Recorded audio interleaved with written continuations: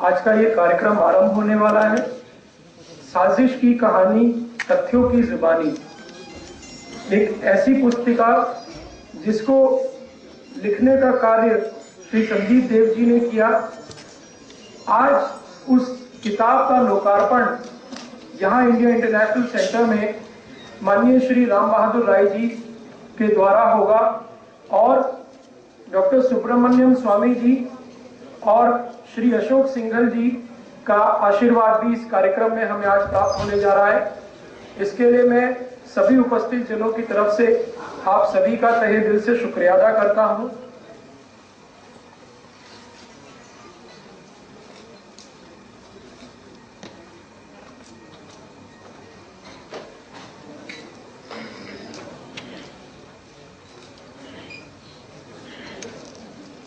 आज इस पुस्तक विमोचन के कार्यक्रम में हमारे मुख्य अतिथि श्री अशोक सिंघल जी, संरक्षक विश्व हिंदू परिषद, व आज के कार्यक्रम की जो अध्यक्षता है वो डॉक्टर सुब्रमण्यम स्वामी जी करेंगे और साथ ही लोकार्पण श्री राम बहादुर राय जी के द्वारा होना है। आप सभी बंधुओं ने आज इस कार्यक्रम में यहाँ पहुंचने के लिए जो अपना समय निकाला, इसके लिए आप सभी का मैं धन्यवाद करता हूं। अब मैं श्री चंद्रशेखर राय जी से अनुरोध करूंगा कि माननीय डॉक्टर सुब्रमण्यम स्वामी जी, श्री अशोक सिंघल जी व राम बहादुर राय जी को लेकर कृपा करके मंच पर आए।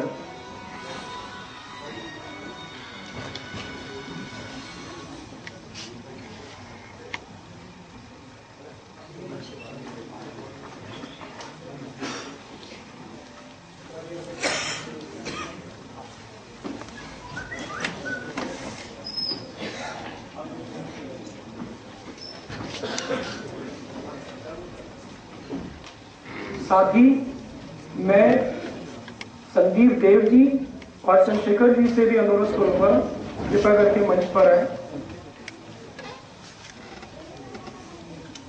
भारत माता के चित्र के सामने मैं अनुरोध करूंगा कि सभी जो उपस्थित गुणीजन हैं, डॉक्टर सुब्रमण्यम स्वामी जी, श्री राम बहादुर राय जी, आपसे अनुरोध है कि दीप माला प्रज्वलित करके कार्यक्रम का शुभारंभ करें।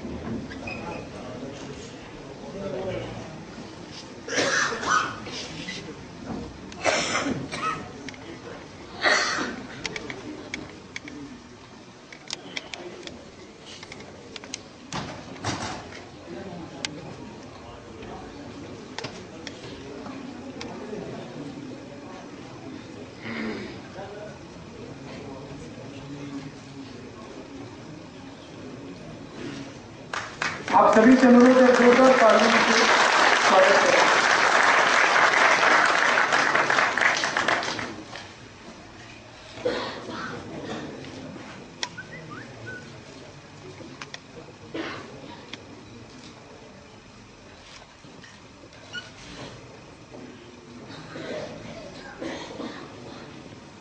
भारत माता के श्री चरणों में अपने श्रद्धा सुमन अर्पित करते हुए और दीप प्रज्वलित करते हुए डॉक्टर सुब्रमण्यम स्वामी जी व राम बहादुर राय जी, संदीप देव जी व डॉक्टर अंबेडकर एजुकेशनल ट्रस्ट के अध्यक्ष श्री चंद्रशेखर राय जी।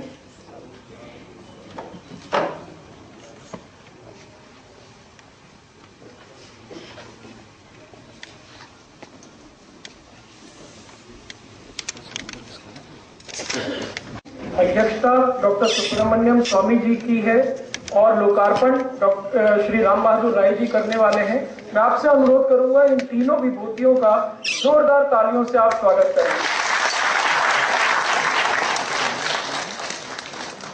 ऐसे बहुत कम समय ऐसा आता है जीवन में जब ऐसे महान के पहले मैं आप सबसे इंट्रोड्यूस करना चाहूंगा जो आज हमारे इस किताब जो संदीप देव जी ने लिखी है, साजिश की कहानी, तथ्यों की जुबानी, उसके विषय में मैं आपको थोड़ा सा इंट्रोडक्शन देना चाहूंगा। संदीप देव जी एक स्वतंत्र पत्रकार थे। निर्भीकता से इनकी कलम ने अपने पत्रकारिता का, अपनी लेखनी का जौहर दिखाया और जब गुजरात का विषय आया, आप सबको मालूम है गुजरात में किस प्रकार से गोधरा के बाद जो नरसंहार हुआ और किस तरह से एक चुनी हुई सरकार को बदनाम करने का प्रयास पूरे विश्व भर में स्यूडो सेकुलरिस्ट फोर्सेस ने किया। वो लोग जो तथाकथित धर्मनिरपेक्षी हैं, उन्होंने एक चुनी हुई सरकार को, एक चुने हुए नेतृत्व को बदनाम करने में कोई कोर कसर नहीं छोड़ी। इस बात को जानने के लिए एक जिज्ञासा थी संदीप देव जी के मन में कि क्या ये सच है, क्या वाकई में वहां पे सरकार की कोई संलिप्तता थी या खामखा में नरेंद्र मोदी जी को बदनाम करने की कोई साजिश रची जा रही है। इस जिज्ञासा की वजह से उन्होंने पत्रकारिता को छोड़ के लगातार 1.5 से 2 साल तक उन्होंने एक रिसर्च वर्क किया और रिसर्च में उन्होंने पाया कि चाहे एनजीओज हो या पॉलिटिशियन हो, ब्यूरोक्रेट्स हो, विदेश के कुछ ऐसी संस्थाएं, ये सभी लोगों ने मिलके और कहीं ना कहीं इन्होंने ये भी पाया कि जुडिशरी भी श्री नरेंद्र मोदी जी के खिलाफ साजिश में शामिल थी। उन सभी अपने अनुभवों को इन्होंने एक किताब में संकलित किया जिसका नाम है साजिश की कहानी, तथ्यों की जुबानी। इस किताब में आप सभी लोग ये पाएंगे कि जो भी बातें हैं वो इन्होंने ऐसे ही नहीं कह दिया। जैसे अभी बहुत सारा एक ऐसा प्रचलन चल चुका है कि कोई भी व्यक्ति किसी के बारे में कुछ भी बोल सकता है और जिसके बारे में बोले आपको स्वयं सिद्ध करना पड़ेगा कि मैं गलत नहीं हूं। लेकिन इन्होंने इस किताब में सिद्ध किया है कि माननीय नरेंद्र मोदी जी निर्दोष हैं और उनको जबरदस्ती उनके खिलाफ में एक साजिश रची गई इन सभी लोग के द्वारा। अब मैं आज लोकार्पण, इससे पहले कि लोकार्पण का कार्यक्रम हो, मैं माननीय संदीप देव जी से अनुरोध करूंगा वो यहाँ पर आके अपने इस किताब और इनका जो अपना एक्सपीरियंस रहा इस पूरे किताब को लिखने के दौरान वो हम सब लोग के साथ शेयर करें और अपने विचार व्यक्त करें। श्री संदीप देव जी, और इनका जोरदार तालियों से आप स्वागत करें।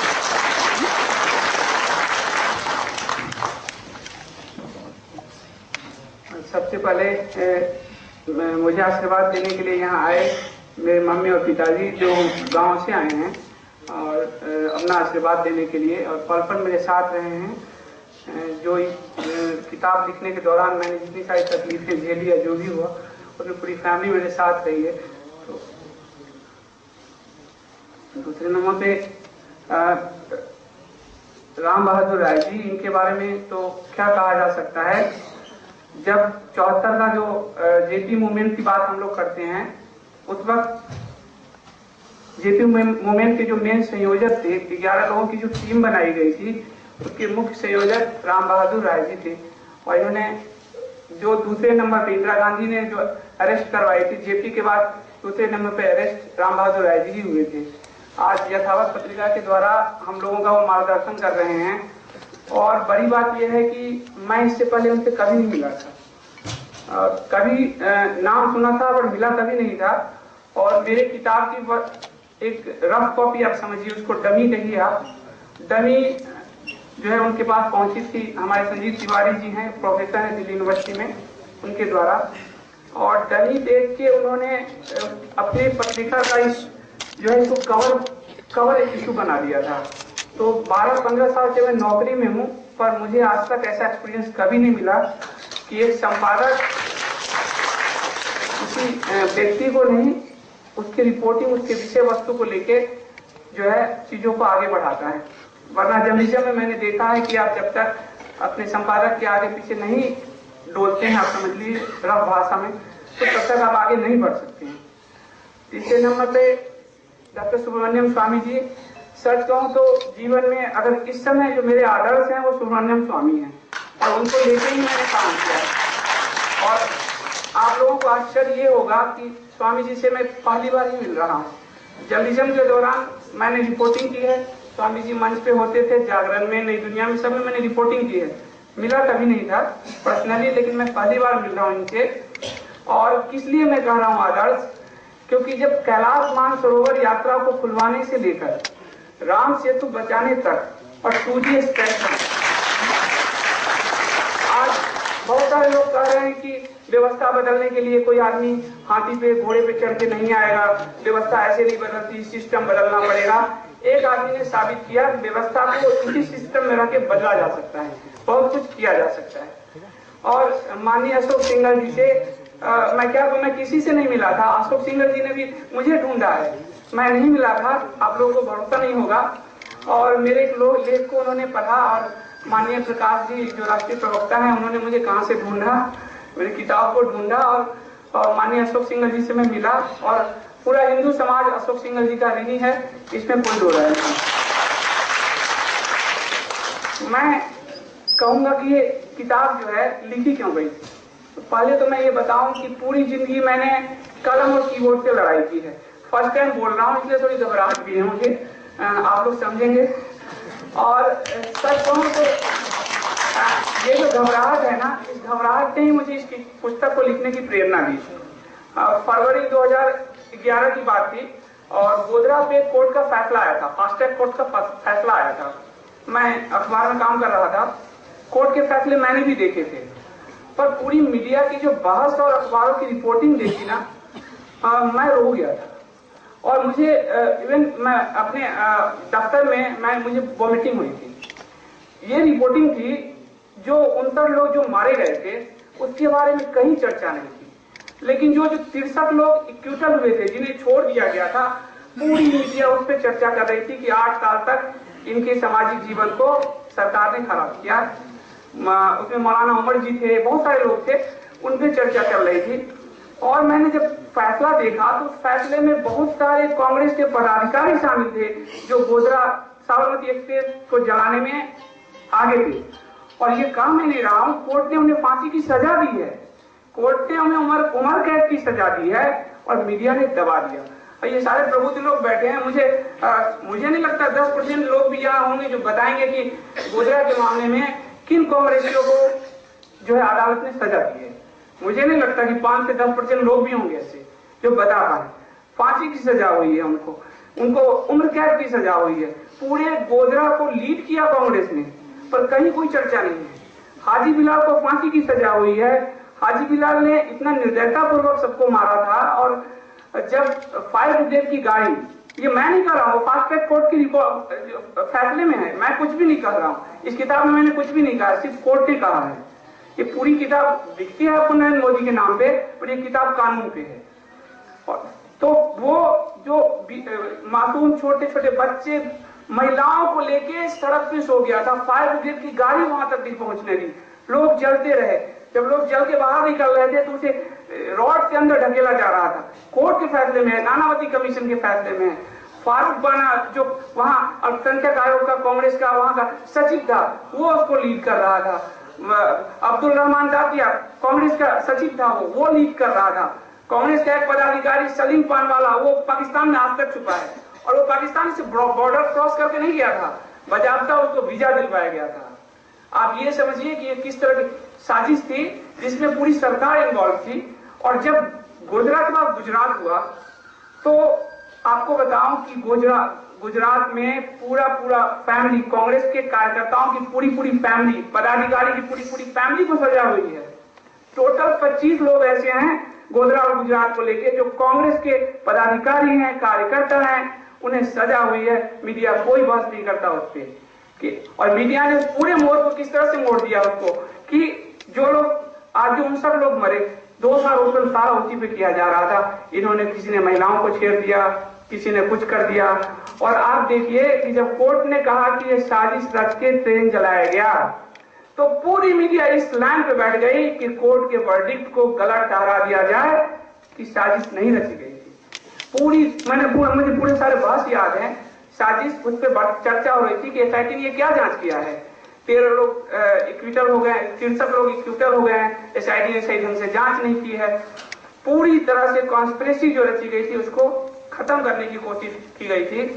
और आपको बताऊं कि बाद में जो मीडिया ने बेस्ट बेकरी को लेके जो स्टिंग ऑपरेशन किया, कांग्रेस के उन्हीं पदाधिकारियों को जिनकी पूरी फैमिली को सजा हुई, निसार बापू, उनको लेके उन्होंने स्टिंग ऑपरेशन किया, जिसमें जहरा से 18 लाख रुपए लेते हुए दिखाया गया था। वो सुप्रीम कोर्ट ने उस पूरे ऑर्डर, पूरे स्टिंग ऑपरेशन को झूठा करार दिया।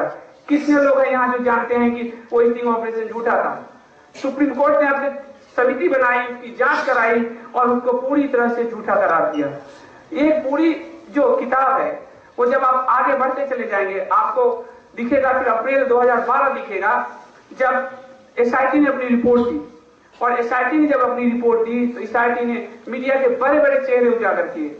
जो संजीव भट्ट श्री कुमार के साथ ईमेल एक्सचेंजिंग कर रहे थे, संजीव भट्ट के झूठे शपथ पत्र को मीडिया के एक बहुत बड़े संपादक ने बनाया था, जो कोर्ट में एडमिट किया था उसने।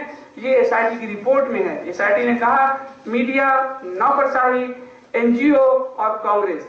एसआईटी कहती है कि पैकेज दिया गया, पैकेज डीलिंग हुई, पैकेज दिया गया, कानूनी सलाह दी गई। कानूनी सलाह क्या दी गई कि किस तरह से गोधरा में जो लोग मरे हैं उनके साजिश की जो बात सामने आ रही उसको झुठलाया जाए। पूरी कहानी, पूरी कॉन्स्पिरेसी एसआईटी ने खोली एसआईटी पे। और आपको पता, शायद एक बात और नहीं पता होगा, एहसान जाफरी की हत्या जो हुई, नरेंद्र मोदी अभी 26 दिसंबर को बरी हुए हैं। एहसान जाफरी की हत्या को भी लीड कांग्रेस के लोग करा रहे थे। मेघ सिंह चौधरी को गिरफ्तार किया है एसआईटी ने। कई लोगों के, हिम्मत सिंह पटेल, वो अहमदाबाद के काउंसलर थे, वो आप ये सोचिए कि ये लोग लीड कर रहे थे दंगे को। राइस खान पठान जो तीस्ता का सहयोगी है उसने कोर्ट में डाला है, सुप्रीम कोर्ट में डाला है कि तीस्ता ने एक एक फोटोग्राफ चुन चुन के हटाया जिसमें कांग्रेस के लोग लीड कर रहे थे। तीस्ता ने हर वो फोटोग्राफ हटाया। हिंदू के परिवार पे हमला हो रहा है, वो फोटोग्राफ हटा दिया गया। कहीं उसके कारोबार पे हमला हो रहा है, वो फोटोग्राफ हटा दिया गया। देखेंगे कि इस तरह से कॉन्स्पिरेसी एक। और आपको एक बड़ा आश्चर्य होगा, एक बात और मैं बता दूं, इसमें मैंने अकाउंट नंबर तक डाले हैं तीस्ता तलवार के, आप लोग चेक करेंगे इस चीज को कि गुजरात दंगे से पहले तीस्ता और उनके पति जावेद आनंद के अकाउंट में 1-2 रुपए भी नहीं था। जो हम लोगों की स्थिति होती 1000-2000 रुपए भी नहीं था। दंगा होता है और दंगे के बाद करोड़ों की बारिश शुरू हो जाती है उनके अकाउंट में। नीदरलैंड, अमेरिका, ब्रिटेन, सऊदी अरब, कुवैत, कहां से पैसे आ रहे हैं उसमें, वो है, इसमें प्रूफ है कि तीस्ता के पास पैसे कहां से आ रहे हैं। विकीलीक्स ने कहा था कि तीस्ता और अमेरिकी सरकार एक दूसरे के टच में है और वो पूरी वहां की रिपोर्टिंग है पूरी। लेकिन मीडिया में कहीं नहीं गया, इस बात को कहा नहीं गया। और मीडिया में कहा नहीं गया वो तो बड़ी बात है। जब लूनावाला कंकाल मामले में आपको आश्चर्य होगा कि जब कब्र खोदकर सब निकाले जा रहे थे सबूतों को मिटाने के लिए, तो वहां पे भी मीडिया मौजूद था। और फोन पर अभी एक चैनल, हिंदी और अंग्रेजी चैनल के जो सबसे बड़े संपादक हैं, वो उसको गाइड कर रहे थे कि किस तरह से सबूत को मिटाया जाए, किस तरह से सबूत डेमोलिश किया जाए, किस तरह से मोदी सरकार को इसमें इन्वॉल्व किया जाए। ये फोन पे कर रहे थे तो मुझे संदीप थे, मुझे कहां से पता चलेगा?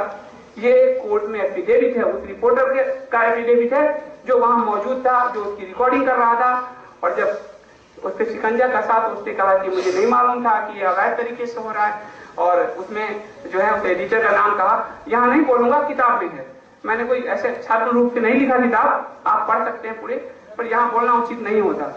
तो किस तरह से उसको मिटाया गया था, सबूतों के साथ पूरी छेड़छाड़ की गई थी। और क्यों? नरेंद्र मोदी सरकार को का इन्वॉल्वमेंट उसमें दिखाने के लिए। अब आगे बढ़ेंगे उसमें तो आपको पता चलेगा कि इसमें जो जिन लोगों को नरेंद्र मोदी को घेरने के लिए पैसे दिए जा रहे हैं, अब आपको मैं कुछ उदाहरण समझाऊं। तीस्ता को भी वही एजेंसी फंडिंग करती है, आज अरविंद केजरीवाल के आम आदमी को भी वही एजेंसी फंडिंग कर रही है। सेम एजेंसी आपको इसमें अरविंद केजरीवाल पे एक चैप्टर मिलेगा कि किस तरह से उसको खड़ा किया गया है। अमेरिका का हथियार लॉबी किस तरह से काम करता है। तो ये रेमन मैग्सेसे पुरस्कार जो आप लोग सोचते हैं एशिया का नोबेल पुरस्कार है, कौन थे ये रेमन मैग्सेसे? किसी ने सर्च नहीं किया कि कौन थे ये इसी तरह अरविंद केजरीवाल की तरह एक नॉन पॉलिटिकल आदमी था जिसको CIA ने फिलीपींस के राष्ट्रपति बनाने के लिए उस जमाने में $30 मिलियन खर्च किया था और उसको फिलीपींस की सत्ता सौंपी और उसके नाम पे 54 में उनको सत्ता मिली, 57 में रेमन मैग्सेसे पुरस्कार की घोषणा हुई। और रेमन पुरस्कार देता कौन है? फोर्ड फाउंडेशन, दुनिया का 3रा नंबर हथियार निर्माता कंपनी। सेकेंड वर्ल्ड वॉर में जब M24 जो पहला बम्बर बर्तक विमान अमेरिका के लिए जो बनाया गया था, 18,000 यूनिट लगाया था फोर्ड कंपनी ने, हेनरी फोर्ड ने, और उसमें से 9,000 सिर्फ फोर्ड के पास था। उसके बाद इसमें किसके और पैसे इन्वॉल्व हैं? रॉकफेलर फाउंडेशन, पूरी फैमिली का आपराधिक इतिहास है। रॉकफेलर ब्रदर्स पूरा आपराधिक इतिहास है अमेरिका के। आप उसको जब सर्च करेंगे देखेंगे, क्योंकि लोग सर्च नहीं करते, जो कहता है वो लोग मान लेते हैं। पूरा आपराधिक इतिहास है उनका। अब देखेंगे कि अभी भारत को किस तरह से प्रभावित करने के लिए जो खेल चल रहा है, उसमें खेल आखिर है क्या।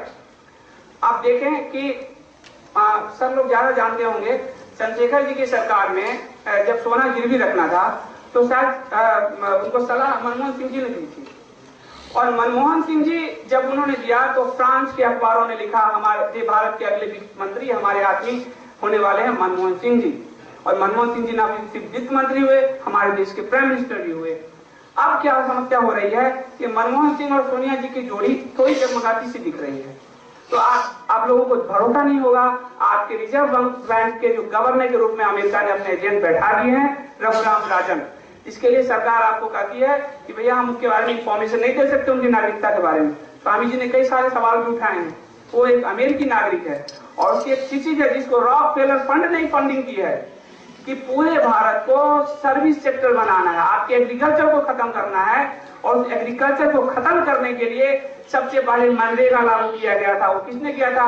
नेशनल एडवाइजरी काउंसिल जो सोनिया जी की है, जिसमें वही एनजीओ के लोग बैठे हैं जिनको वो हिबोज से फोर्ट से फंडिंग हो रही है।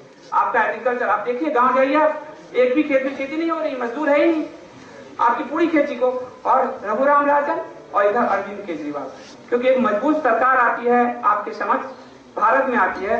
हथियार पूरी दुनिया में दो इंडस्ट्री बहुत ही अच्छे तरीके से काम करती है। वो एक हथियार है और दूसरा ड्रग इंडस्ट्री है। मुझे याद है, मेरे यहाँ सीनियर बैठे हैं, एडिटर बैठे हैं हमारे यहाँ। नई दुनिया में एक रिपोर्ट मैंने पब्लिश की थी, फ्रंट पेज की खबर थी। उस समय स्वाइन फ्लू करके एक बीमारी आई थी और भारत में स्वाइन फ्लू का एंट्री नहीं हुआ। अमेरिका की एक कंपनी को, ड्रग बनाने वाली कंपनी को सरकार ने ऑर्डर दे दिया था 10 लाख वैक्सीन का। और आपको आश्चर्य होगा कि उस कंपनी के पास कोई एक्सपेरिमेंट जो है अनुभव नहीं था उसके पास, और इवन कि वो अभी तक एक भी ड्रग भी नहीं बनाया था। तो हथियार और ड्रग कंपनी किस तरह से काम करती है। भारत के लिए स्थिर कश्मीर जरूरी है, क्योंकि पाकिस्तान और भारत आपके लिए हथियार उद्योग बना हुआ है। आप देखेंगे कि आपके लिए माओवाद जरूरी है, अमेरिका के लिए आतंकवाद शहर के लिए जरूरी है। अब ऐसे में अगर मजबूत प्राइम मिनिस्टर आ जाए तो जिस तरह से गुजरात को आतंकवाद और दंगा मुक्त बनाया, तो हथियार इंडस्ट्री कहां जाएगी अमेरिका की। आप ये सोचिए कि पूरी आपको सारी चीजें और सारे फैक्ट मिलेंगे आपको। मैंने गोधरा से शुरू किया है और आपको आज जासूसी कांड और जो हो रहा है वहां तक आएगा। किताब इस तरह पूरी तरह से तथ्यों पे है। और आपको आश्चर्य एक चीज और होगा कि नरेंद्र मोदी कहते हैं कि उनको राजनीतिक अछूत बनाया गया। मैंने नरेंद्र मोदी की किताब लिखी, मुझे अछूत बना दिया गया। मैं दर भटकता रहा, एक भी पब्लिशर इस किताब को तैयार छापने के लिए तैयार नहीं था। प्रिंटरों के यहाँ, ये मेरे मित्र यहाँ सौरभ बैठे हैं, वो जानते हैं, एक प्रिंटर ने कहा छाप तो दूंगा, नाम हमारा नहीं आना चाहिए।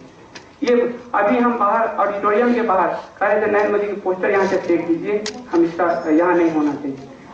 ऐसे में एक यहाँ बहुत ही हमारे अभिभावक हैं, उन्होंने कहा है कि नाम नहीं लूं उनका। वो आए हमारे और उन्होंने हमारे प्रिंटर की समस्या को सॉल्व किया। मैं बहुत ज्यादा और टूट गया था, मुझे लगा ये किताब नहीं होगा, पब्लिश नहीं होगा।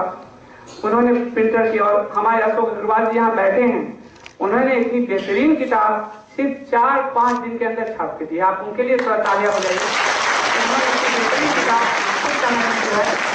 छाप के दिया है और उन्होंने कहा कि हमारे पास सब कुछ है, लाइसेंस हर चीज कानूनी है। तो देखते हैं कौन क्या करता है। इससे किताब आपके सामने है, अब आप लोग इसको जज कर सकते हैं। और सबसे ज्यादा आपको बताऊं कि मेरी फैमिली इस किताब के लिए बहुत सफर की है। 1.5 साल से नौकरी को रखा है मैं आमदनी का कोई ज्यादा स्रोत है नहीं।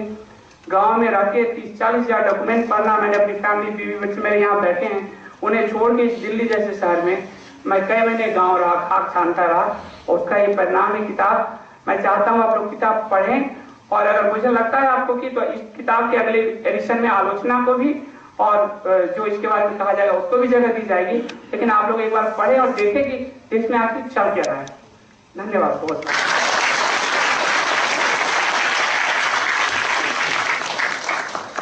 धन्यवाद संदीप जी, आपने अपना एक्सपीरियंस हम सभी के साथ शेयर किया। अब इससे पहले कि लोकार्पण का कार्यक्रम हो, मैं डॉक्टर अंबेडकर एजुकेशनल ट्रस्ट के अध्यक्ष श्री चंद्रशेखर राय जी से अनुरोध करूंगा कि बुके और शॉल हमारे यहाँ उपस्थित जो चीफ गेस्ट हैं उन सभी को भेंट करके, सबसे पहले मैं चंद्रशेखर राय जी से अनुरोध करूंगा कि हमारे कार्यक्रम के मुख्य अतिथि श्री अशोक सिंघल जी जो संरक्षक हैं विश्व हिंदू परिषद के, उनको बुके और शॉल भेंट करके उनका स्वागत करें।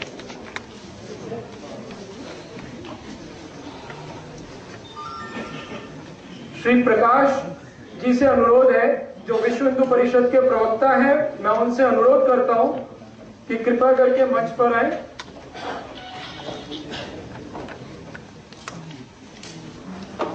सुरेश श्रीवास्तव जी, श्री सुरेश श्रीवास्तव जी से अनुरोध है कृपया करके मंच पर आए।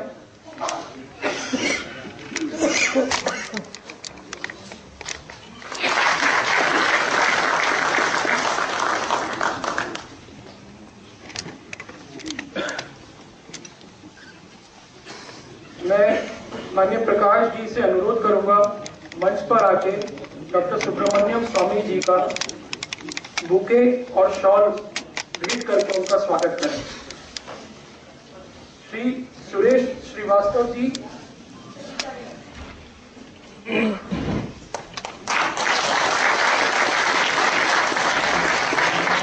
मैं संदीप देव जी से अनुरोध करूंगा श्री राम बहादुर राय जी का स्वागत बुके और शॉल भेंट करके उनका स्वागत करें। और साथ ही मैं चंद्रशेखर जी से अनुरोध करूंगा कि वो संदीप देव जी का भी स्वागत करें।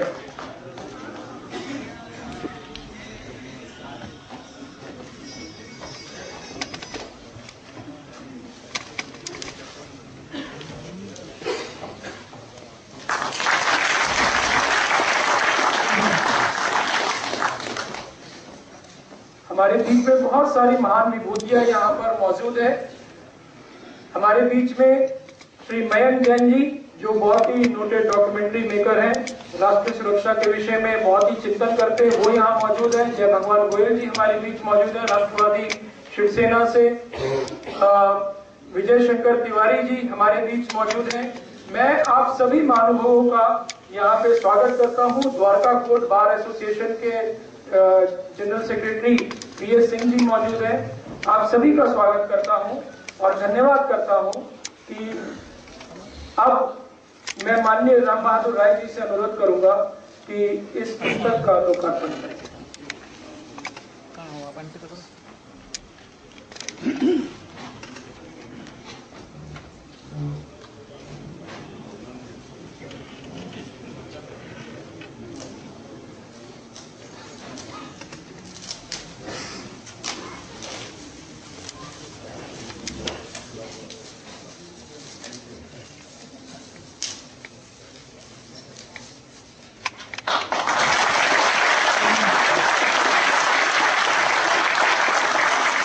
तालियों की गूंज हमने नहीं सुनी।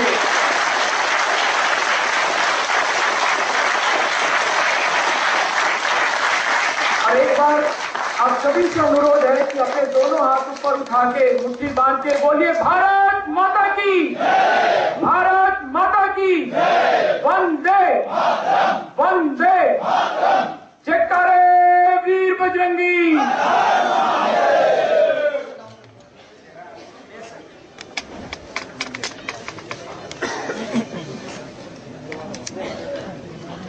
हमारे बीच जितनी भी जो महान विभूतियां यहाँ उपस्थित हैं, जो आज किताब का लोकार्पण माननीय श्री राम बहादुर राय जी ने किया, ये किसी भी परिचय के मोहताज नहीं है, लेकिन फिर भी मैं इनका परिचय आप सबसे कराना चाहूंगा। माननीय राम बहादुर राय जी जनसत्ता के संपादक रहे हैं और वर्तमान में यथावत मैगजीन के भी संपादक हैं। ये एक महान विचारक और लेखक के रूप में इन्होंने इस समाज का मार्गदर्शन किया है। इनकी दो बड़ी अच्छी पुस्तकें, रहबरी का सवाल जो कि पूर्व प्रधानमंत्री श्री चंद्रशेखर जी पर इन्होंने लिखा था, और दूसरा मंजिल से ज्यादा सफर जो स्वर्गीय विश्वनाथ प्रताप सिंह जी पर इन्होंने लिखा था। बहुत ही उम्दा पुस्तकें हैं।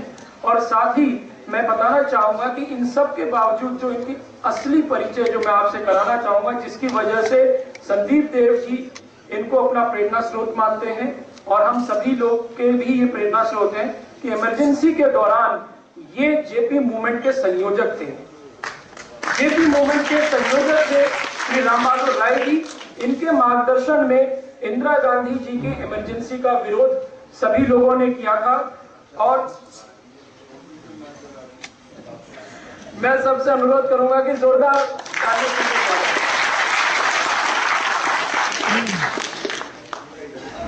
आदरणीय अशोक सिंघल जी, आदरणीय डॉक्टर सुब्रमण्यम स्वामी, मेरे मित्र संदीप देव और चंद्रशेखर राय जी और मित्रों, संदीप देव की जो पुस्तक अब आपके हाथ में आएगी और आप पढ़ेंगे तो आप पाएंगे कि अब तक नरेंद्र मोदी पर जितनी किताबें आई हैं उनसे ये अलग और बहुत ही शोधपरक किताब है।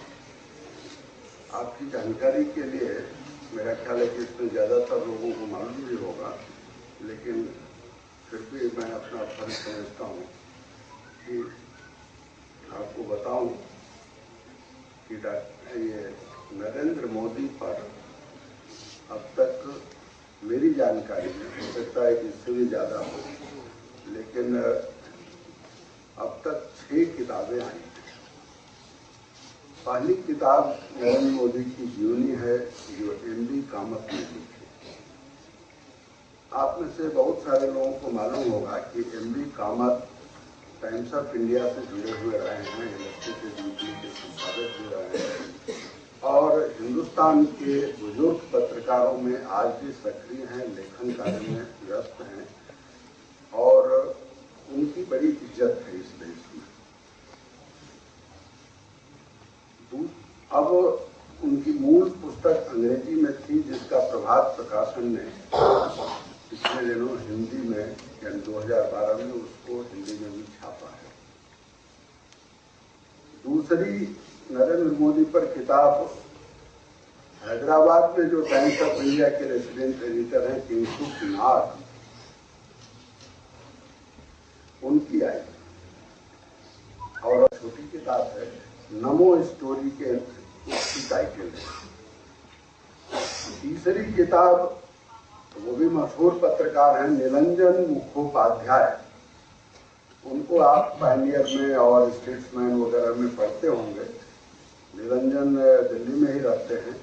उन काफी रिसर्च करके नरेंद्र मोदी के गांव जाकर नरेंद्र मोदी से मिलने वालों से मिल करके, और मेरा ख्याल है कि अब तक जो किताबें आई हैं उनकी जीवनी के रूप में, उसमें अगर मैंने जितना पढ़ा है ये तीसरी किताब और बेहतर, ज्यादा शोधपरक, ज्यादा जानकारी देने वाली और संतुलित किताब थी। चौथी किताब किशोर मकवाना की है, जो दरअसल नरेंद्र मोदी से बातचीत करते हुए और सामाजिक समरसता पर वो किताब प्रभात प्रकाशन में छापी है। पांचवी किताब जिसके बारे में शायद कम लोगों को मालूम होगा, एक डी.पी. सिंह है, मैं उनको जानता नहीं, लेकिन उन्होंने तलाश एक राष्ट्रीय नायक की, आखिर मोदी क्यों, ये डी.पी. सिंह की ये पांचवी किताब है। और अब ये छठवीं किताब है साजिश की कहानी तथ्यों की जुबानी संदीप देव। मैंने कहा आपको शुरू में कि इन 6 किताबों में संदीप देव की किताब सबसे अलग, सबसे बेहतर और एक सामान्य नागरिक को नरेंद्र मोदी के खिलाफ जो साजिश हो रही है उसको तथ्यों के आधार पर, गपोड़बाजी में नहीं, कहानी की शैली में नहीं, उपन्यास की शैली में नहीं, ठोस तथ्यों के आधार पर जो आदमी अपनी पुस्तक में चुनौती दे रहा है वे संदीप देव हैं। और ये सच है, जैसा इन्होंने कहा, मैं उसी को दूसरे ढंग से अपने शब्दों में कहूंगा। अक्टूबर नवंबर की बात है पिछले साल, जब एक दिन डॉक्टर संजीव तिवारी मुझे मिले और इनकी किताब की एक रफ कॉपी, जो अभी एक प्रारंभिक कॉपी थी, इन्होंने मुझे दी। उस किताब को पढ़ने के बाद मुझे तुरंत दो बातें लगी। एक तो मैं उत्सुक हुआ कि ये आदमी कौन है जो नरेंद्र मोदी पर इस तरह की रिसर्च का काम कर रहा है। फिर डॉक्टर संजीव तिवारी से संदीप देव का मैंने नंबर लिया, ये पटना में थे, इनसे हमने बात की और हमने कहा कि इसमें हमारे लिए आप लिखिए। और इन्होंने अपनी पुस्तक में उसका जिक्र भी किया है कि 1 और 15 नवंबर के यथावत में हमने उसको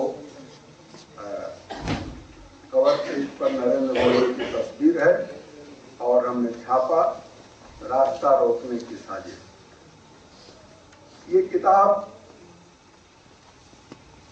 दरअसल अभी भी विकसित हो रही है, ये पूरी नहीं है।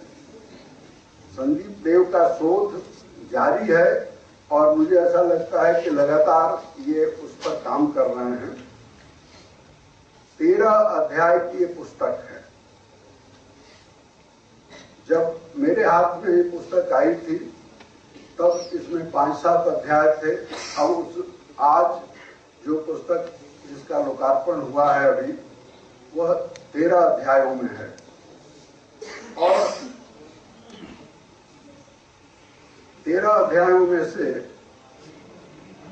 जो चौथा अध्याय है, शेर के शिकार की फिराक में लोमड़ी की चौकड़ी,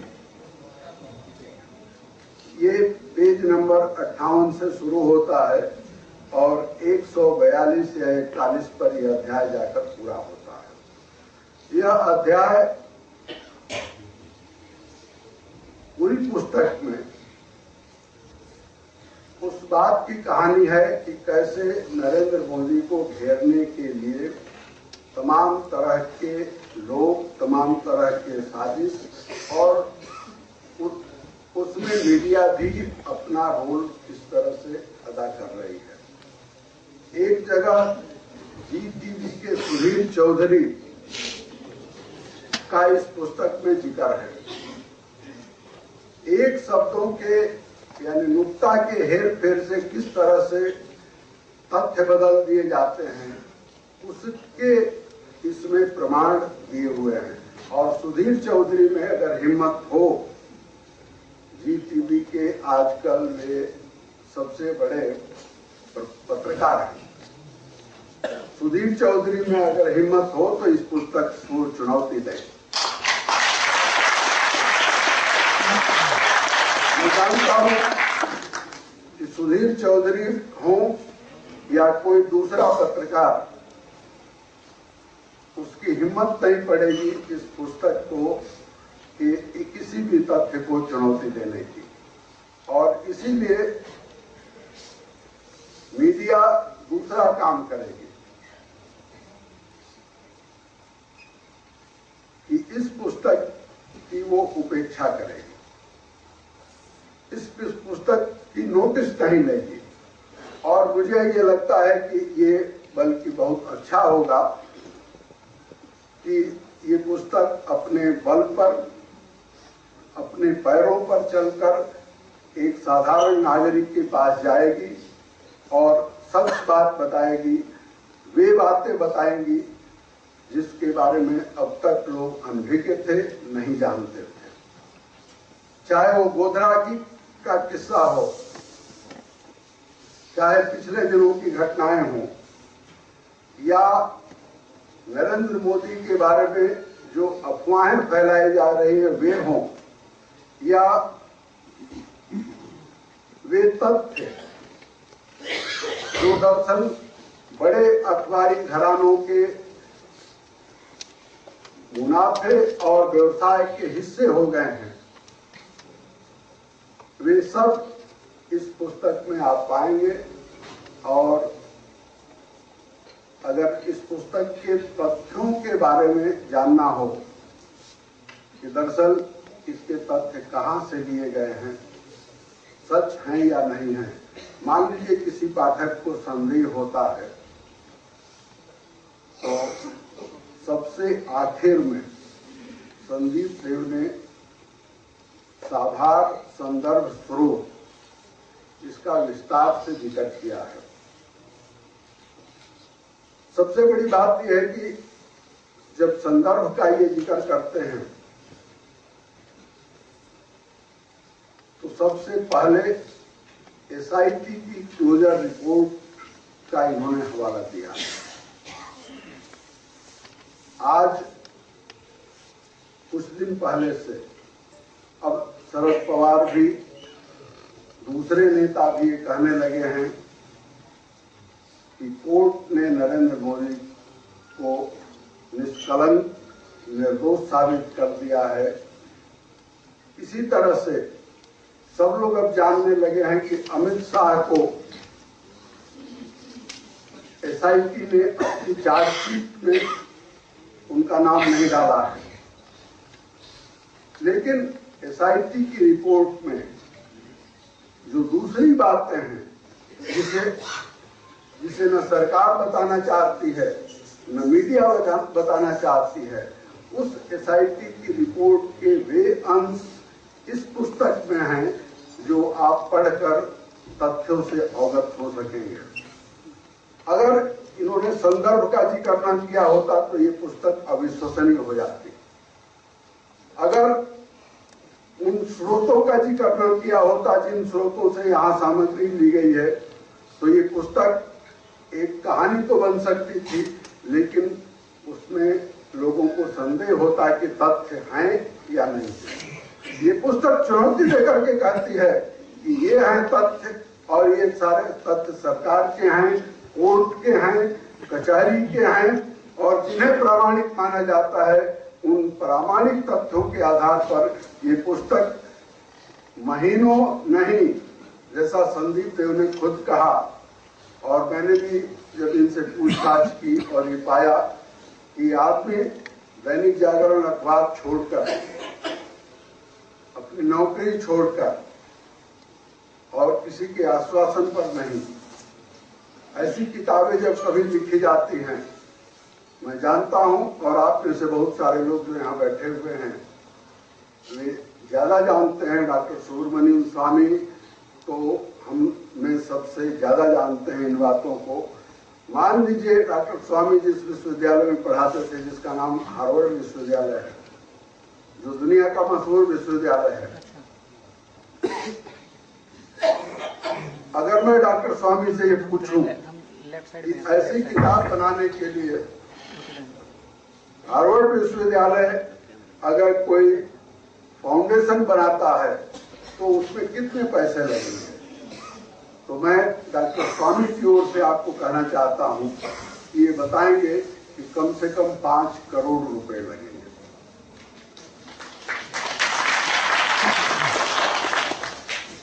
और जो बात डॉक्टर स्वामी बोलने वाले हैं वह बोलने का मेरा अधिकार नहीं है, लेकिन मैं ये जानता हूं कि अगर आप कोई किताब, छोटा मोटा प्रोजेक्ट भी अगर आप अपने हाथ में लें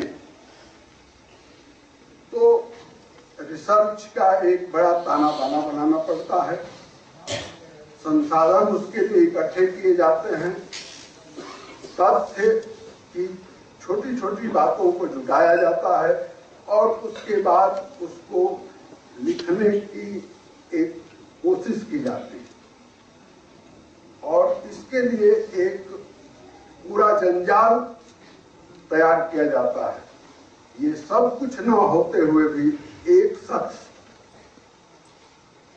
एक नौजवान जिसका नाम संदीप देव है, उसने अपना करियर दांव पर लगाया, भविष्य की चिंता नहीं की और जहां तक मुझे मालूम है, खुद की पहल पर, ये बहुत बड़ी बात है। मुझे नहीं लगता कि हिंदुस्तान में कोई दूसरा पत्रकार अभी होगा जो दरअसल इस तरह के प्रयास में कहीं लगा होगा और उसको दरअसल कुछ ही महीनों में, 5-6 महीनों में किताब बनाती हो और वह ऐसी किताब हो जिसको हम पढ़ने के लिए लगाएं। तो मुझे इस आधार पर मैं कहना चाहता हूं कि जितनी किताबें नरेंद्र मोदी के बारे में आई हैं, उन किताबों से ये अलग है और इस किताब में वे बातें हैं जो दूसरी किताबों में नहीं है। जिन किताबों का मैंने जिक्र किया, उनमें अगर आप एक साथ न पढ़ें, एक के बाद दूसरी पढ़ें, तो आप पाएंगे कि एक किताब में जो तथ्य हैं वही दूसरी में दोहराए गए हैं। बहुत सारी किताबें, तो एक पत्रिका ने बहुत लंबा नरेंद्र मोदी के बारे में एक लेख छापा था 2011 में। उस पत्रिका के सोर्स को कोट करके 2-3 किताबें बनी। यह किताब ऐसी है जो दरअसल किसी पत्रिका में छपे हुए लेखों के आधार पर नहीं, बल्कि दस्तावेजों के आधार पर, और वे दस्तावेज जो नेट पर उपलब्ध हैं, वे दस्तावेज जो अदालतों में उपलब्ध हैं, वे दस्तावेज जो गृह मंत्रालय की फाइलों में उपलब्ध हैं, वे दस्तावेज जो कांग्रेस के अंदर थाने में उपलब्ध हैं, उन दस्तावेजों के आधार पर ये किताब बनी है। और ये किताब दरअसल, जैसा इसका शीर्षक है, साजिश की कहानी, तथ्यों की जुबानी, उस पर ये खरी उतरती है। मुझे ऐसा लगता है कि इस किताब के पन्ने पन्ने को, मैं इस किताब के कुछ हिस्से को सोचता था कि आपको पढ़कर सुनाऊं, लेकिन उसमें समय लगेगा और मुझे ऐसा लगता है कि यह डॉक्टर स्वामी जी को हम लोग सुनना चाहते हैं, तो उस समय में से हम क्यों अतिक्रमण करें, यह कहते हुए मैं अपनी बात पूरी करता हूं और संदीप देव को इस प्रयास के लिए, इस महत् प्रयास के लिए मैं इनका अभिवादन करता हूं। और मुझे ऐसा लगता है कि इन्होंने एक उदाहरण पेश किया है, और ऐसा उदाहरण जिस पर बहुत सारे लोगों को चलने की प्रेरणा मिलेगी।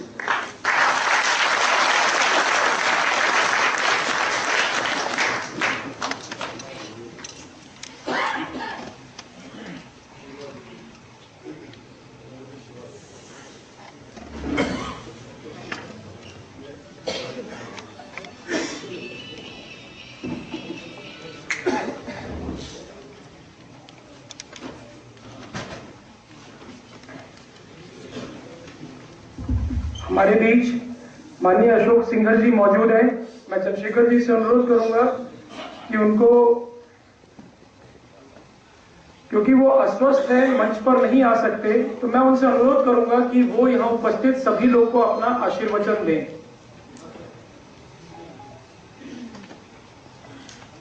मंच पर उपस्थित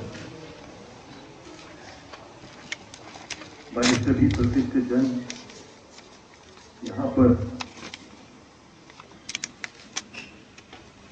सभी ऐसे श्रोता उपस्थित हैं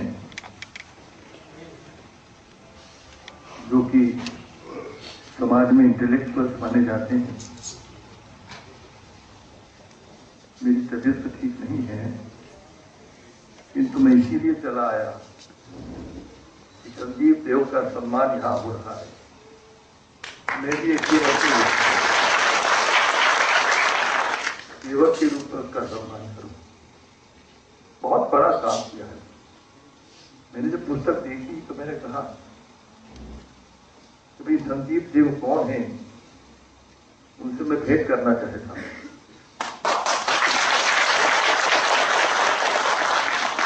उनसे मेरी काफी देर वार्ता हुई। मेरा भगवान पे बहुत विश्वास है। विश्वास ही नहीं, उसके द्वारा जो कुछ चल रहा है उसको देखता रहता हूं कैसा चला है। एक व्यक्ति अपना धंधा छोड़कर 10 वर्ष तक धंधा किया, जर्नलिस्ट रहा, कमा नहीं सकता था, गांव पर चला गया अपने से। ये प्रेरणा कहां से आई? ये भगवत प्रेरणा। लोग कहते हैं किसकी प्रेरणा से पुस्तक लिखी गई? मैं कह सकता हूं कि ये भगवान की प्रेरणा से पुस्तक। भारत माता की जय! भारत माता की जय! भगवान की प्रेरणा क्या कार्य कर रही है इस देश के भीतर, मुझे बताने की जरूरत नहीं है। हमारे संत ने कहा था, हमारे पास आंखें हम देख नहीं पाते, हमारे पास कान है हम सुन नहीं पाते। हमको भगवान बताते रहते हैं, मगर आंखें होते हुए, कान होते हुए हम इनका उपयोग नहीं कर पाते। आंखों से साफ दिखाई दे रहा है कि देश के भीतर भगवत शक्ति काम कर रही है। मैं बोलना नहीं चाहता। मार्क्स के लिए इतने निर्देश, मार्क्स के लिए से मैंने कहा, तुम लोग बड़े बड़े कैलकुलेशंस करते हो, तुम्हारे कैलकुलेशंस में एक बहुत बड़ी बात की कमी रहती जो भारत में है और दुनिया में कहीं नहीं। यहां पर एक ऐसी महाशक्ति काम करती है जो तुम्हारे कैलकुलेशंस के बाहर है और सारे कैलकुलेशंस खराब हो जाते हैं। मैंने इसलिए कहा, जन्मभूमि का मूवमेंट स्वयं भगवान राम का चलाया हुआ है। ये मैं स्पष्ट रूप से कहता हूं, भगवान राम ने चलाया। एक अजेय पुरुष की आवश्यकता थी देश को। आज भगवान ने एक शक्ति ऐसे व्यक्ति को दी है जो राम की शक्ति उसके बीच में काम कर रही है। राम के साथ कोई लड़ सकता है क्या? केजरीवाल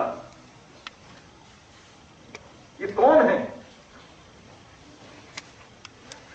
मैं कह सकता हूं कि अमेरिका का फोर्ड फाउंडेशन का, रॉकफेलर फाउंडेशन का, क्लिंटन फाउंडेशन का ये सोचना था कि कांग्रेस का असंतोष बदल करके केजरीवाल के रूप में आ जाए, फेल हो गया।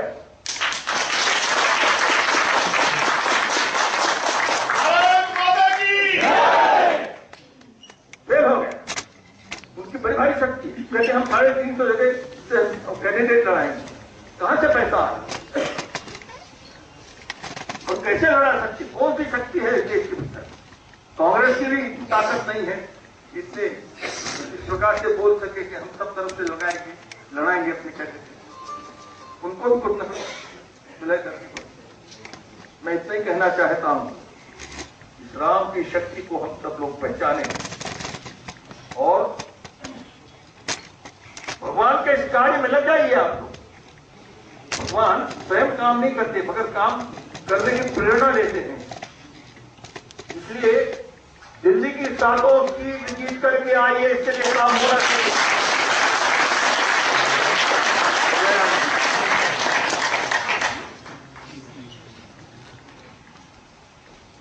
मैंने अशोक जी की प्रेरणा से 100 पुस्तकें खरीद के मैं निःशुल्क बांटना चाहता हूं और मैं चाहता हूं कि आज और लोग भी ये पुस्तकें खरीद के निःशुल्क बांटें। जो तथ्य सुने हैं वो चौंकाने वाले हैं। आज कम से कम इनकी यहाँ 1000 पुस्तकें खरीदी जाएं और निःशुल्क बांटी जाएं। ये मेरी इस कार्यक्रम का लाभ उठाकर इतने बार मैंने कहा, जेपी मूवमेंट के फाउंडर जिन्होंने जेपी मूवमेंट शुरू किया है उसका नाम है राम बहादुर राय। जेपी मूवमेंट का सच्चा इतिहास आप लिखिए। कई बार जब मिलता हूं तो मैं बोलता हूं उनको सच्चा इतिहास देना चाहिए, क्योंकि बहुत सारी बातें कही गई हैं। मैं इस अवसर का लाभ उठाकर फिर से उनसे आग्रह करता हूँ कि लोगों के सामने एक बड़ा मूवमेंट अब हो रहा है। एक 77 में मूवमेंट हुआ था, जो इमरजेंसी में मूवमेंट हुआ था, उस इमरजेंसी के मूवमेंट की कहानी जयप्रकाश नारायण जी ये हमारे सामने आए, थोड़ा समय उसके लिए लगाएं, यथावत समय लगा रहे हैं। मेरी प्रार्थना है करबद्ध करें।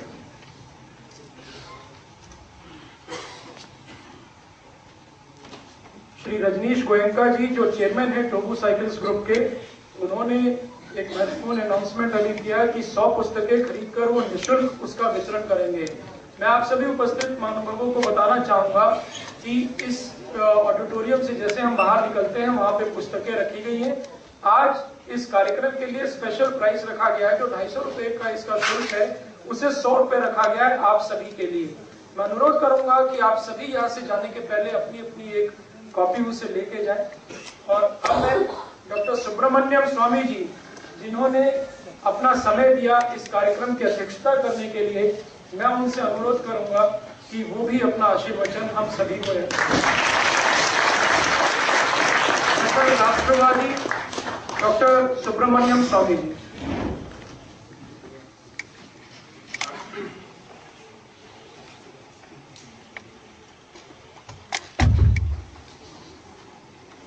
श्रद्धेय अशोक सिंगल जी,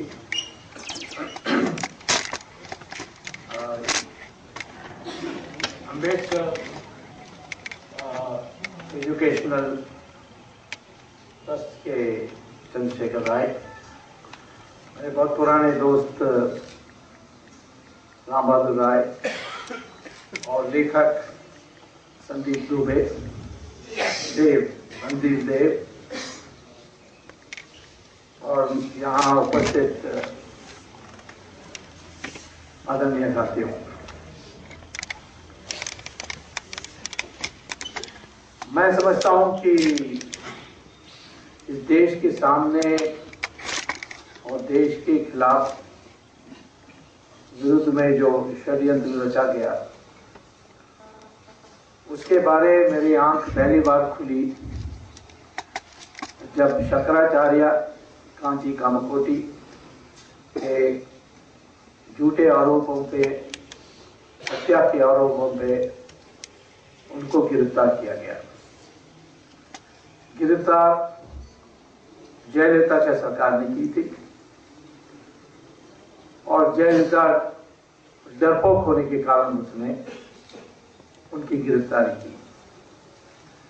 मैं इसलिए उसको डरपोक कहता हूं कि उन्होंने 2001 में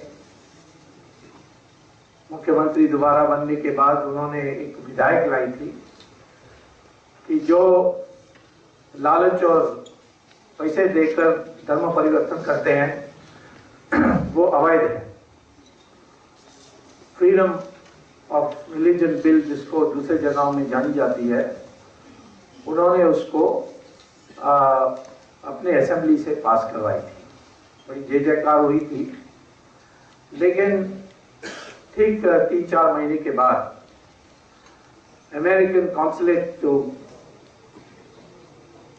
मद्रास में है उसका कॉन्सल जनरल, बड़ा जूनियर ऑफिसर होते हैं कॉन्सल जनरल, एम्बेसडर भी जॉइंट सेक्रेटरी रैंक के ही होते हैं, वो एडिशनल सेक्रेटरी या फॉरेन फुल सेक्रेटरी के उनका रैंक से कम है।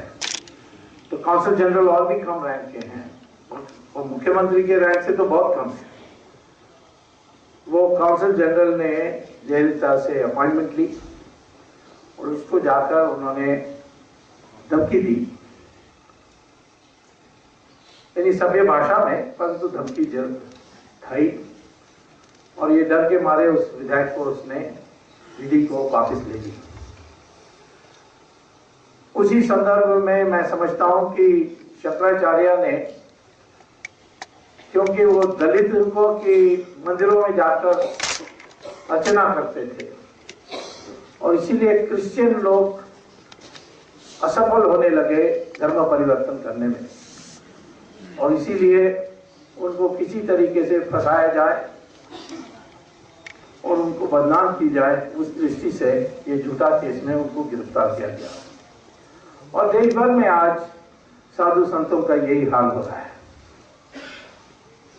जो भी हिंदू का प्रतीक बन सकता है, हिंदू में एक पुनरुत्थान ला सकता है, वो टारगेट है इस शक्ति का जो देश के बाहर है, और खास तौर पर जो क्रिश्चियन चर्चेस के माध्यम से इस देश में पनपते हैं।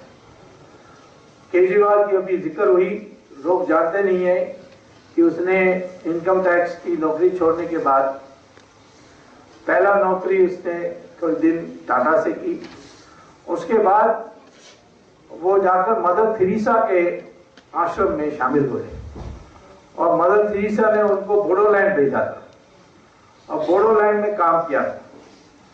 उसका जो सरकारी फाइल्स हैं वो मैं निकलवा रहा हूं और उसको छापूंगा। क्या वहां उसने धर्म परिवर्तन काम किया ये मैं नहीं जानता अभी तो, लेकिन इसकी जो रिश्ते विदेशों में बनी वो मदर थेरेसा के जरिए शुरू हुई थी। नरेंद्र मोदी के बारे एक ही उनका यानी दोष है कि उन्होंने अपने कार्य से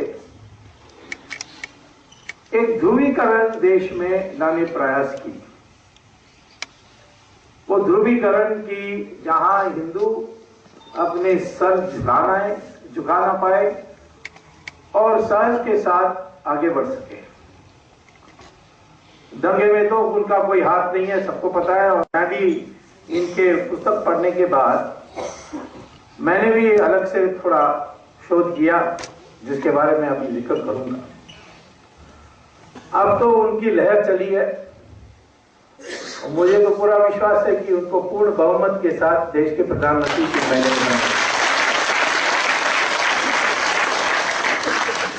इस 3 महीने के बाद मैं देखता हूं देव साहब आपको कौन परेशान कर सकता है।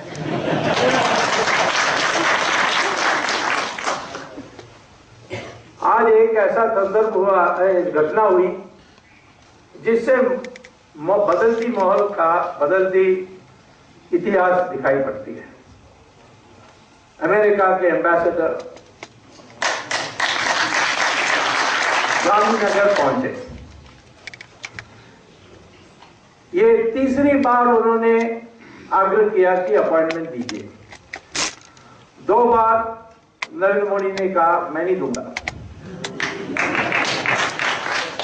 तीसरी बार जब उन्होंने आग्रह किया तो उन्होंने कहा कि एक्सटर्नल अफेयर्स मिनिस्टर के जरिए आओ, सीधा मेरे पास मत आओ। और एक्सटर्नल अफेयर्स मिनिस्ट्री का अनुमति के साथ आओ। एम्बेसडर झुककर इस देश में एम्बेसडर, अमेरिकन एम्बेसडर अपॉइंटमेंट मांगेगा तो सब लोग बस घर के बाहर खड़े होते हैं उनके स्वागत करने में। यहां नरेंद्र मोदी ने कहा Indian embassy, Indian high foreign ministry से अनुमति लेकर उनसे चिट्ठी आएगी तब मैं अपॉइंटमेंट दूंगा और आपको गांधीनगर आना पड़ेगा और इन विषयों पर मैं बात करने के लिए तैयार हूं। इंटरनेशनल मामला, देश इंडिया और यूएस के संदर्भ में और देश के आंतरिक मामलों में मैं आपसे बात नहीं करूंगा। ये भी उन्होंने, ये है राष्ट्रवादी। आए क्यों? क्योंकि उन्होंने देखा जो तूफान चल रही है, भले पेपर में ना आए, टेलीविजन में पूरी तरीके से दिखाई नहीं पड़े, लेकिन उन्होंने अब समझ लिया कि 100 करोड़ से ज्यादा जनता की नेतृत्व 3 महीने के अंदर नरेंद्र मोदी करने वाले हैं और इसीलिए इनके साथ किसी तरीके से हमें संबंध बनाना चाहिए। तो मैं समझता हूं कि जिस गर्व के साथ, जिस शान के साथ नरेंद्र मोदी ने इस संदर्भ में अपनी रुख दिखाया, इसे हम सब लोगों को हर्ष होना चाहिए और गर्व करना चाहिए कि ये है विराट हिंदू हमारे देश के जो देश को बराबर दर्जे के आधार पर अमेरिका के साथ व्यवहार करने के लिए तैयार है। आज मैं ये कहना चाहूंगा कि गुजरात के दंगे के बारे इतनी ध्यान क्यों केंद्रित की जाती है। दंगे तो 1964 से शुरू हो गए हिंदू मुस्लिम के बीच में, और इसके पूरा विवरण मेरे ख्याल में इंडिया पॉलिसी फाउंडेशन या ऐसा कोई उन्होंने एक पुस्तक छापी है, राइट्स एंड रॉन्ग्स, जिसमें उन्होंने पूरा विवरण दिया है कौन से दंगे हुए हैं तब आजादी के बाद। ज्यादातर 1964 के बाद ज्यादातर दंगे हुए हैं हमारे देश में, और उस दंगे में आप जानते हैं कि 1980 में मुरादाबाद में हुआ था, भयंकर हुआ था। उस समय इंदिरा गांधी प्रधानमंत्री थे। फिर 83 में भागलपुर में हुआ था, 82 में नीली आसाम में हुआ था। ये सारे कांग्रेस के जमाने में। 87 में मेरठ सरकार के कहने पर, केंद्रीय सरकार के कहने पर नरसिंहार हुआ था मुस्लिम मोहल्ला में, जिसको हजीबपुरा मलियाना कहते हैं। और वो हुक्म किसने दिया उस समय? श्री पी चिदम्बरम। सब भूल गए थे। मैंने फाइल निकलवाई और अब मैंने हाई कोर्ट में केस किया है, तो नोटिस हुआ है इस मामले में।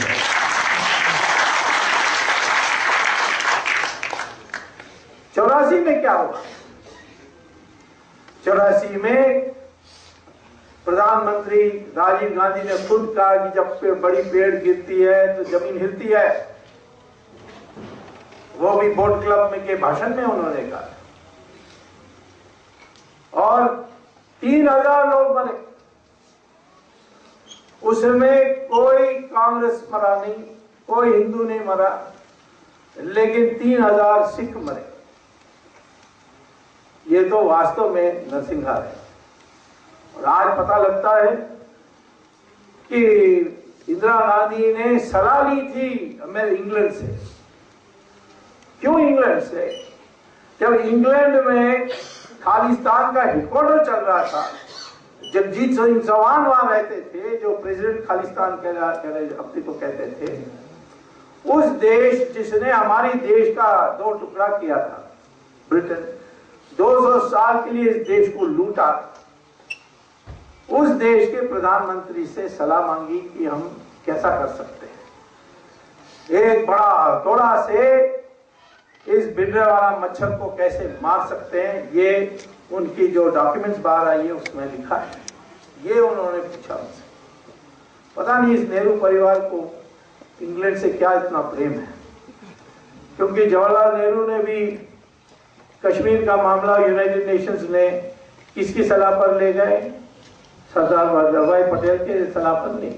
सरदार पटेल को तो पता ही नहीं था कि वो ले जा रहे। वो रेडियो में सुना उन्होंने।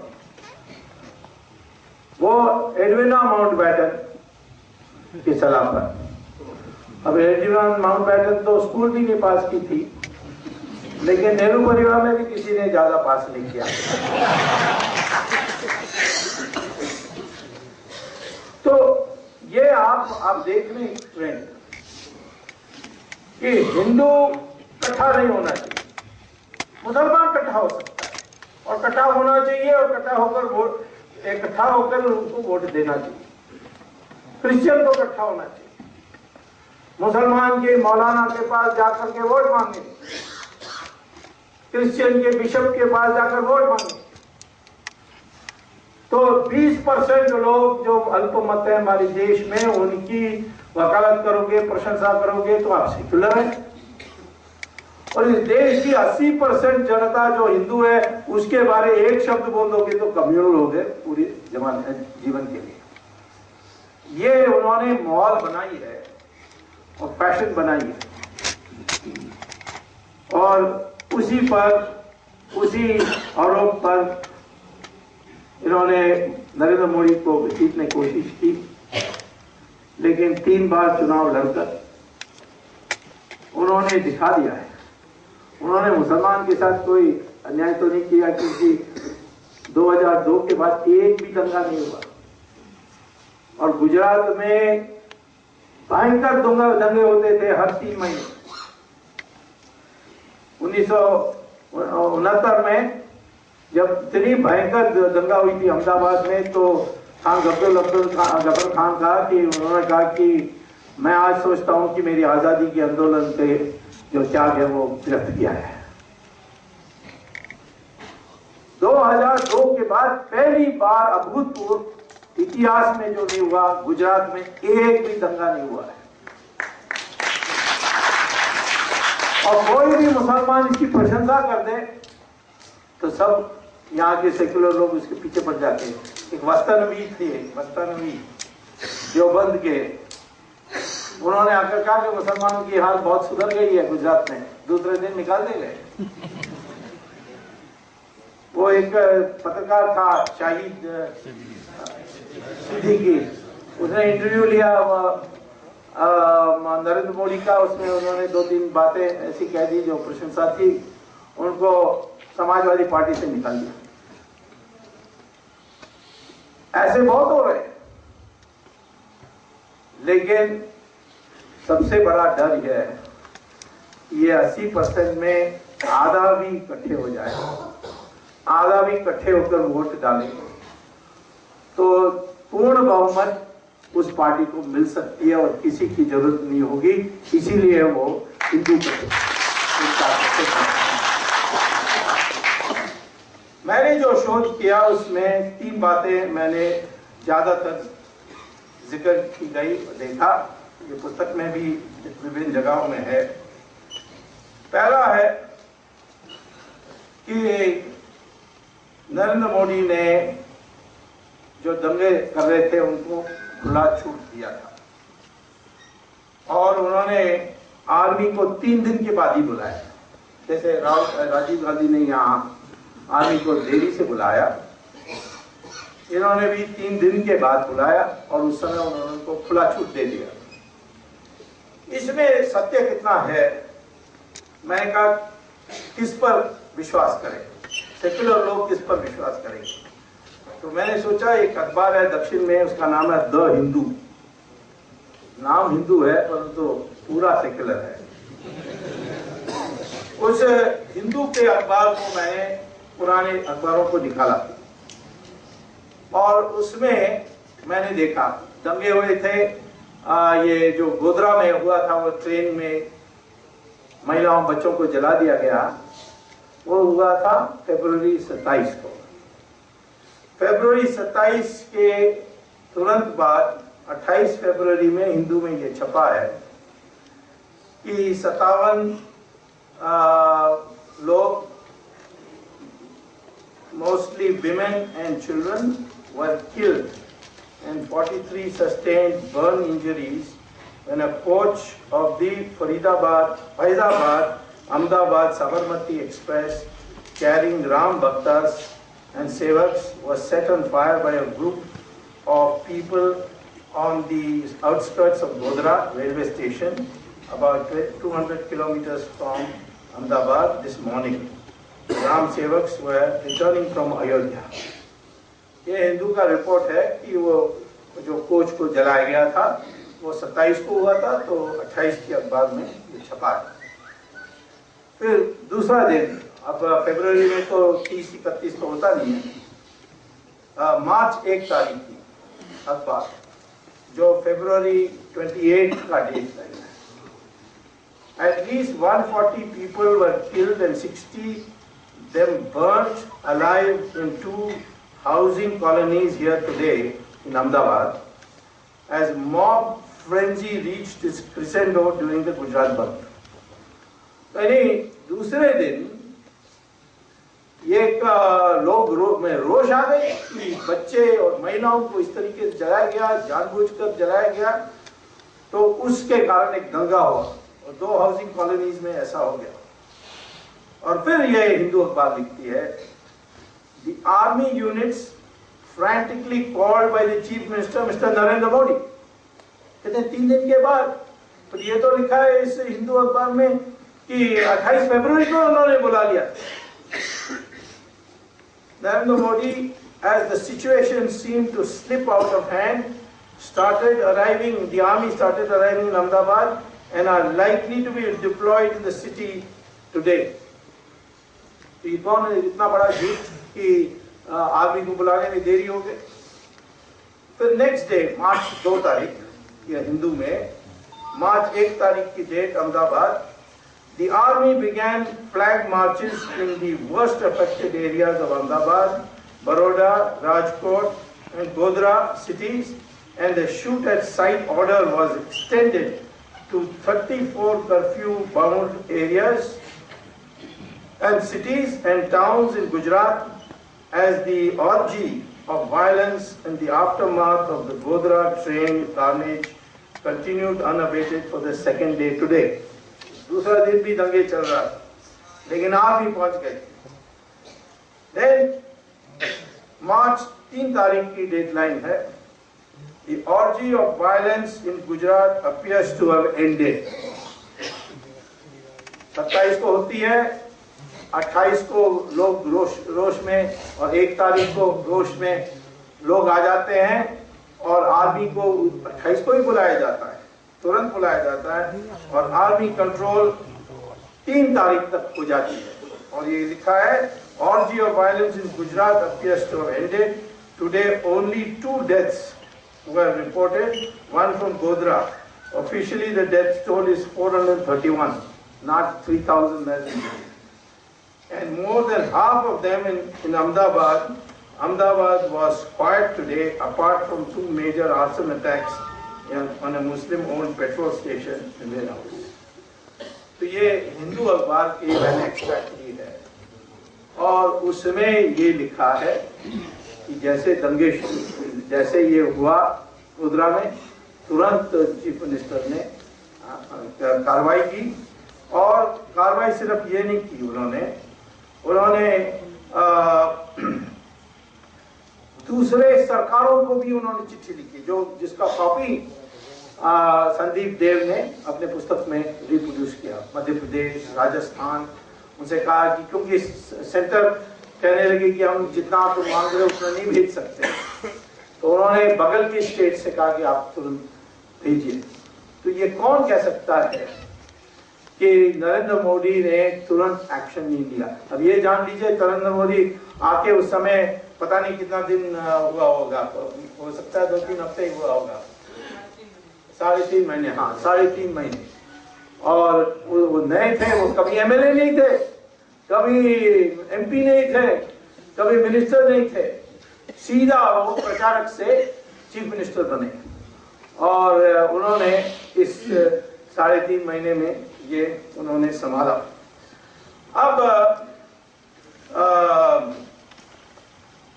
ये कहते हैं कि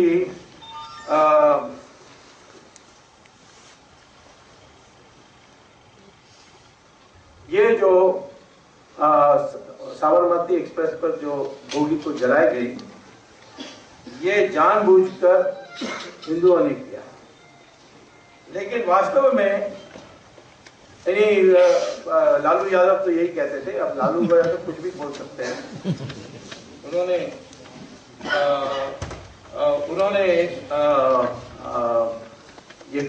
ये बोला, लेकिन वहां के कोर्ट ने 12 लोगों को सजा दी और वो सब मुसलमान, उसमें कोई हिंदू नहीं। तो मैं आपसे पूछने चाहता हूं कि आधार क्या है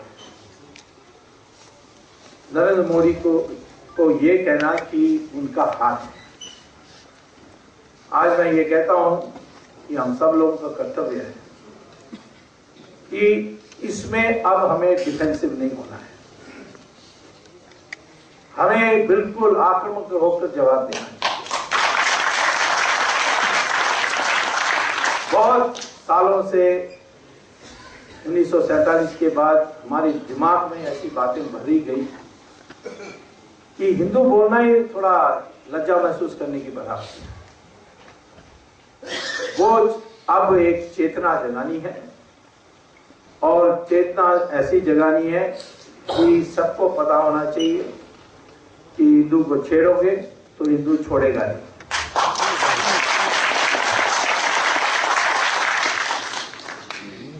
और यदि कोई छेड़ेगा तो हम शांति का भाषण नहीं सुनने वाले। पाकिस्तान कुछ गड़बड़ करेगा तो पाकिस्तान का 4 टुकड़ा कर देंगे, तब तक नहीं रहेगा। तो ये विराट चरित्र जो है, इसको निर्माण करने के लिए आज एक ही काम हम लोगों को करना चाहिए कि अपने क्षेत्र में जाकर लोगों को वोट डलवाने चाहिए। एक अच्छे नेतृत्व मिल गई है जो सिर्फ अपने धर्म की रक्षा नहीं करेंगे लेकिन आर्थिक विकास में सक्षम हैं। सफलता उन्होंने करके दिखाया है, दुनिया में उनकी पहचान हो गई है। जिन लोग इनकी बुराई कर रहे थे आज आकर वो उनके दरबार में बैठने के लिए लालायित हैं। मैं समझता हूं कि जैसे अशोक सिंघल ने कहा, ये भगवान का खेल है, इसमें हमें सहायक होकर नरेंद्र मोदी को तुरंत जितने बड़ी बहुमत से प्रधानमंत्री बना सकते हैं, यही सही जवाब होगी ये सारी साजिश।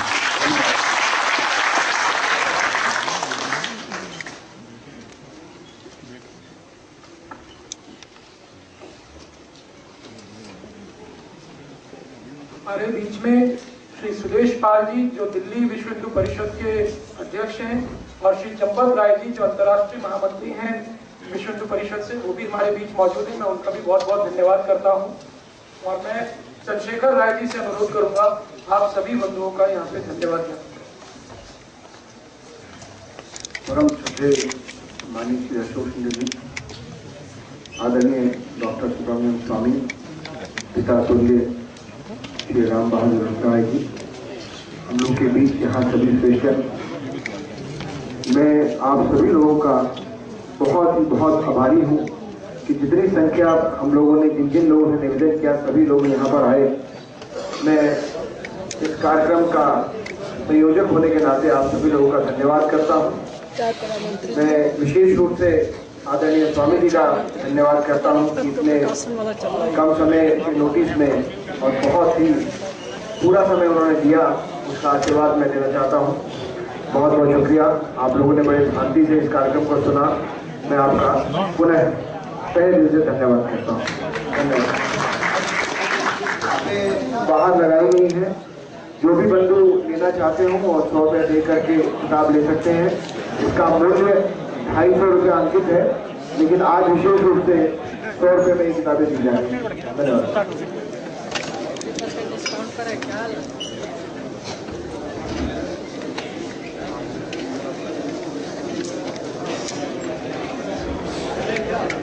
ये इस किताब का जो है इंग्लिश वर्जन भी जल्दी इस पे काम शुरू हो चुका है, और हमारे वरिष्ठ हैं धर्मेंद्र जी हमारे साथ काम करते थे, वो इसके इंग्लिश वर्जन पे काम शुरू कर चुके हैं। इंग्लिश वर्जन साउथ इंडिया के लिए काफी मांग हो रही थी, तो हम इंग्लिश वर्जन पे भी काम शुरू कर दिया है। जी जय भगवान गोयल जी हम लोगों के बीच में हैं, उन्होंने 100 किताबों का ऑर्डर दिया है। मैं उनका बहुत बहुत धन्यवाद करता हूँ।